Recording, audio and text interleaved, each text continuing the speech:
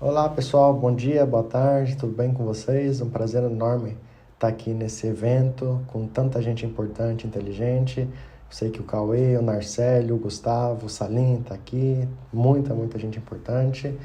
E eu vim aqui apresentar uma ferramenta que eu desenvolvi durante o meu doutorado, que faz a conflação automatizada entre os dados do OpenStreetMap e do Mapillary. Por que a gente desenvolveu essa ferramenta? Eu com meus professores. Assim, a gente sabe que os dados do OpenStreetMap são fantásticos, mas que a gente nunca vai terminar de completar. Por exemplo, aqui temos os dados de semáforo da cidade de Fortaleza, e os dados em vermelho são os dados da Prefeitura de Fortaleza, que são 100% corretos, e os em verde são os do OpenStreetMap. Ou seja, por mais que a base do OSM seja completa, ainda falta coisa para ser adicionada. E nem sempre a gente tem dados de prefeitura, do governo, que a gente possa basear, que represente a realidade. Então, qual que é a ideia? A ideia é utilizar dados do Mapillary, que é uma ferramenta de imagens a nível de rua, que não só serve para mostrar imagens a nível de rua, como também faz um processamento utilizando inteligência artificial para obter vários elementos. O Mapillary consegue identificar mais de 1.500 tipos de elementos e placas de trânsito. Então aqui, por exemplo, eu trago um exemplo de Fortaleza de semáforo, em Belém de placas pare, em Bogotá de faixas de pedestre. Então nós podemos e devemos utilizar esses dados porque são gratuitos e temos permissão para utilizar no OpenStreetMap. Então a ideia é utilizar esses dados para melhorar a base do OSM. Então, o objetivo desse trabalho, como eu disse anteriormente, é criar uma ferramenta que automatize esse processo de conflação, ou seja, de ver os dados que faltam, utilizando os dados do Mapillary e comparar com os do OpenStreetMap. A ferramenta é bem simples, o algoritmo por trás dele é muito simples, como vocês podem ver.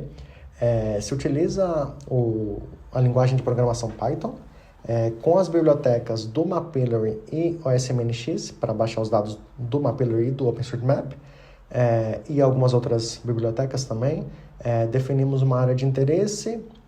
Eu criei uma tabela de comparação entre os dados do Mapillary e OpenStreetMap, que a gente vai ver mais na frente. Podemos adicionar algum filtro temporal ou de propriedades para baixar esses dados. E depois de baixarmos esses dados com base nesse filtro, vemos onde tem uma sobreposição entre esses dados e a gente consegue identificar quais são os dados faltantes no OpenStreetMap. Entrando em detalhes mais técnicos, para quem tem mais interesse nessa parte do código, o código utiliza um pouco menos de 10 bibliotecas, mas as bibliotecas principais são a Mapillary, o OSMNX e a GeoPandas. Então, com base nessas bibliotecas, primeiro nós definimos a questão espacial e temporal. Precisamos de uma projeção em metros para a gente poder fazer essa comparação de maneira mais fácil. Definimos a bounding box para poder baixar esses dados. Não pode ser uma área muito grande, porque senão o Mapillary recusa a solicitação. E aí utilizamos também, opcionalmente, algum filtro temporal para baixar esses dados, se a gente quer dados mais recentes ou não, por exemplo. Essa tabela de conversão aqui é um exemplo da tabela que o código utiliza e que eu criei, que faz equivalência entre as propriedades do OpenStreetMap e as do Mapillary. Então, por exemplo, Construction Barrier Temporary é um elemento que não existe um equivalente no OpenStreetMap. Eu acho que a gente nem pode mapear esse tipo de elemento. Então, obviamente, não tem nada nessa linha. Já as faixas de pedestre, a depender do seu detalhamento, tem mais ou menos etiquetas. Então, por exemplo, quando temos aqui uma marcação de zebra, conseguimos adicionar que aquela forma, aquela geometria daquela faixa de pedestre é em formato de zebra. Nessa segunda linha, que como o Mapillary não consegue identificar qual é o tipo de faixa de pedestre, então não adicionamos essa etiqueta do OpenStreetMap. E, por exemplo, um hidrante, não temos informações sobre a cor ou formato do hidrante, então a única etiqueta que a gente pode adicionar com certeza é que aquele objeto é de fato um hidrante.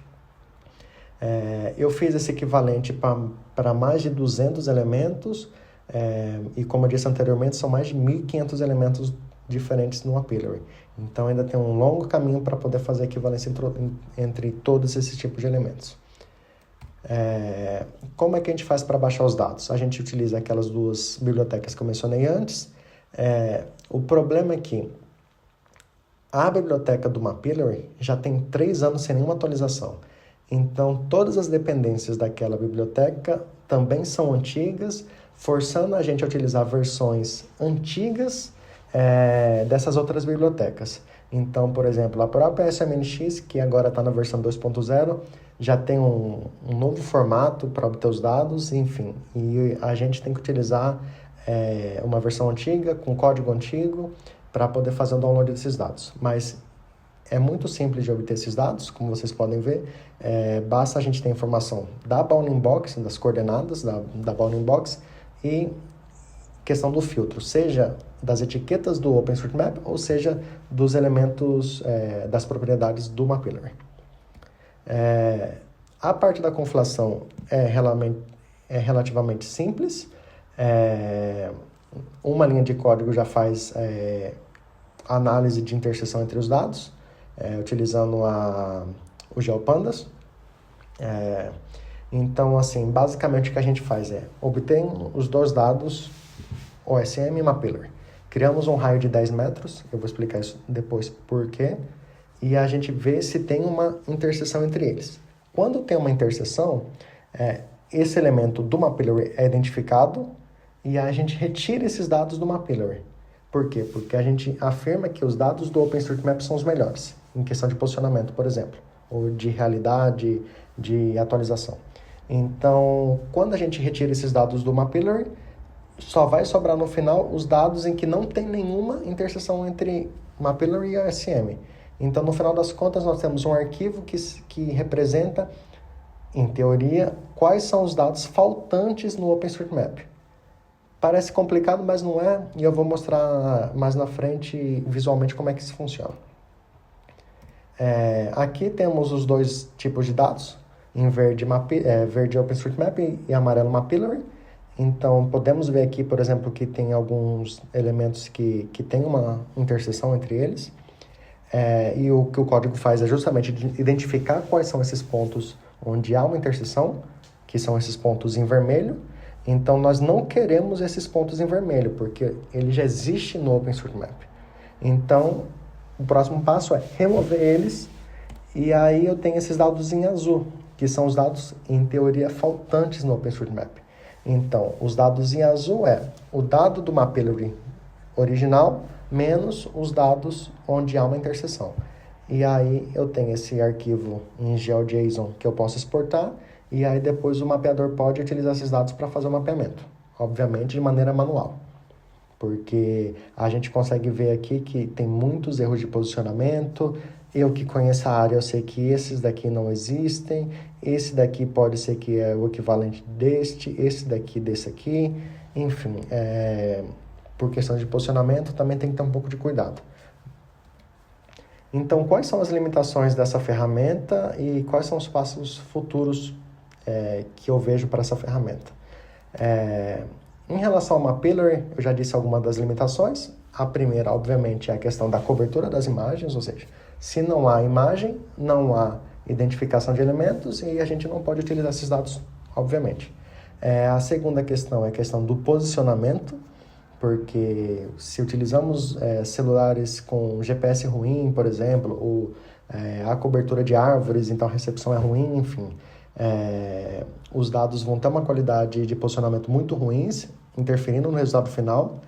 Como eu disse anteriormente, a biblioteca é antiga, então dá um trabalho manter todo o código funcionando com versões antigas de bibliotecas.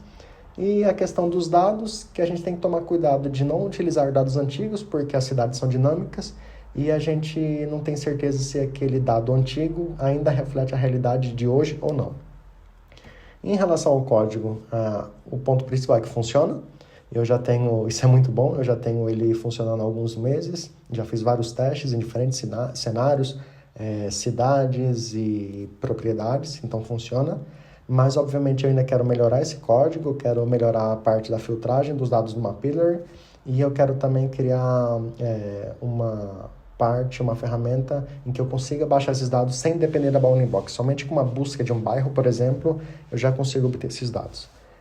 E por fim, eu quero disponibilizar esse código e a ferramenta para o público, de preferência de formato com uma interface bonita, que seja muito fácil de ser utilizada. Então, eu espero que nos próximos meses eu consiga disponibilizar esse código e a ferramenta para todo mundo. Muito obrigado, é um prazer de novo estar aqui com vocês. Estou disponível para responder qualquer pergunta agora, eu não sei como é que funciona isso, ou depois vocês podem me mandar uma mensagem no GitHub, no LinkedIn, ou no Telegram. E gostaria de agradecer a organização do evento e os financiadores desse doutorado, que é o MIT Portugal e a FCT. Muito obrigado, pessoal. Tchau, tchau.